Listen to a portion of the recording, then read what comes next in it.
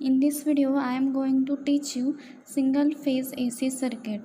Basically, there are three single phase AC circuit. First one is RC circuit, second one is RL circuit, and third one is RLC circuit. As we know that these three basic circuit contain R, that is resistor, and C for capacitor, and last is L for inductor. Okay, let's start with the first RC circuit. Let's see circuit with resistance and capacitance in series. A circuit that contains pure resistance R ohm connected in series with pure capacitor of capacitance C farad is known as RC circuit. A sinusoidal voltage is applied and current I flows through the resistance R and the capacitance C of the circuit. यामध्ये आपण diagram बघू शकता. त्यामध्ये capacitor C आणि register R ही सिरीजमध्ये connect केलेले आहे आणि त्याच्या ॲक्रॉस आपण एक व्होल्टेज ए सी सप्लाय दिलेला आहे. व्होल्टेज ए सी सप्लाय दिल्यामुळे करंट आय हा त्या सर्किटमधनं फ्लो होणार आहे. आता यामध्ये कॅपॅसिटरच्या ॲक्रॉस जे व्होल्टेज राहणार आहे त्याला म्हणणार आपण व्ही सी, म्हणजेच व्ही सफिक्स सी म्हणजेच व्होल्टेज ॲक्रॉस कॅपॅसिटर. आता व्ही आर म्हणजेच voltage across register and V capital V is nothing but total voltage across R C circuit. आता आपण बघणार आहे व्होल्टेज ट्रायंगल. जे आपली फेजर डायग्राम आहे त्याला कंपॅरिझन करून आपण व्होल्टेज ट्रायंगल क्रिएट केलेलं आहे. त्यामध्ये आपण व्ही आर, व्ही सी आणि टोटल व्ही रिप्रेझेंट केलेला आहे.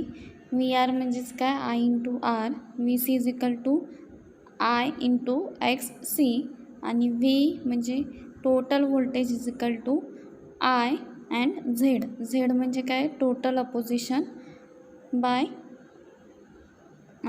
कंपोनंट. ओके, नेक्स्ट आहे impedance of R C series circuit. Impedance is a measure of opposition that a circuit present to the current when a voltage is applied. म्हणजेच ज्या वेळेला आपण voltage applied करतो एखाद्या सर्किटला त्यावेळेला करंटला जे अपोजिशन मिळतो, करंटला जे अपोजिशन येतं त्याला आपण म्हणणार आहे इम्पेडन्स. आता अपोजिशन कोणाकडनं गेलेले आर सी सर्किटमध्ये, एक रजिस्टन्स आणि दुसरं कपॅसिटन्स. ठीक आहे, मग या दोन रजिस्टन्स आणि कपॅसिटन्सचं जे अपोजिशन आहे त्या फॉर्ममध्ये आपण इम्पेडन्स कसं रिप्रेझेंट करणार, Z is equal to R minus X C. X C म्हणजेच काय आहे, कपॅसिटिव्ह रिॲक्टन्स म्हणजे अपोजिशन बाय कपॅसिटर, आणि आर काय, अपोजिशन बाय रजिस्टर. ठीक आहे, याला पोलार फॉर्ममध्ये कसं रिप्रेझेंट करणार, Z equal to mod of Z angle of minus phi. आता मॉड ऑफ झेड कसा कॅल्क्युलेट करायचा, Z equal to under root of R square plus X C square. ठीक आहे, नंतर फाय कॅल्क्युलेट करण्यासाठी tan inverse of X C upon R.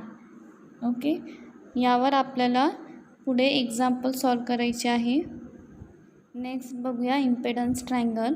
Consider a voltage triangle. Now each side of voltage triangle is divided by I. Then, ठीक आहे, आपण एक voltage triangle consider केला आहे सुरुवातीचा. त्यानंतर त्या व्होल्टेज ट्रायंगलला डिवायडेड बाय आय केलं तर त्यावेळेला सगळे काय राहणार आहे, सर्किटमधले जे अपोजिशन आहे वेगवेगळ्या कंपोनंटनी केलेले करंटला तेवढे फक्त राहणार आहे. त्यामध्ये इम्पेडन्स म्हणजे काय असणार आहे, टोटल अपोजिशन. आर म्हणजे काय, opposition offered by resistance. X C म्हणजे काय, कपॅसिटिव्ह रिॲक्टन्स म्हणजेच opposition offered by capacitance. Okay, next आहे various power in a circuit. त्यामध्ये फर्स्ट आहे active power or real power, second आहे रिॲक्टिव्ह पॉवर, थर्ड आहे apparent power. Let's see active power. The power which is actually consumed or utilized in an AC circuit is called as true power or active power or real power. It is measured in kilowatt or megawatt. It is the actual outcome of electrical system which runs electrical circuit or a load. ठीक आहे. Active पॉवरचा formula काय आहे, P equal to V into I cos of phi, म्हणजेच V I cos of phi. Actually active power म्हणजे काय आहे तर जी power circuit consume करतो किंवा युटिलाइज करतो त्याला काय म्हणायचं, ॲक्टिव्ह पॉवर म्हणजे ट्रू पॉवर. जी खरंच त्या कंपोनंटनी त्या सर्किटने युटिलाइज केलेली आहे त्याला म्हणायचं ट्रू पॉवर. ती आपण मेजर करतो किलोवॅट किंवा मेगावॅटमध्ये. ठीक आहे. त्याचा फॉर्म्युला आहे V I cos of phi. Next आहे reactive power. The power which flows back and forth, that means it moves in a both the direction in the circuit or reacts upon itself is called as reactive power. Reactive power is a part of total power which is not consumed by the load. Simply, it travels from source to load and load to source. The reactive power is measured in kilowatt ampere, kilovolt ampere reactive or MVAR. Formula आहे reactive पॉवरचा Q equal to V I sine of five.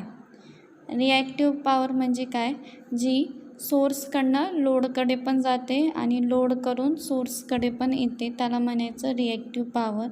ठीक आहे.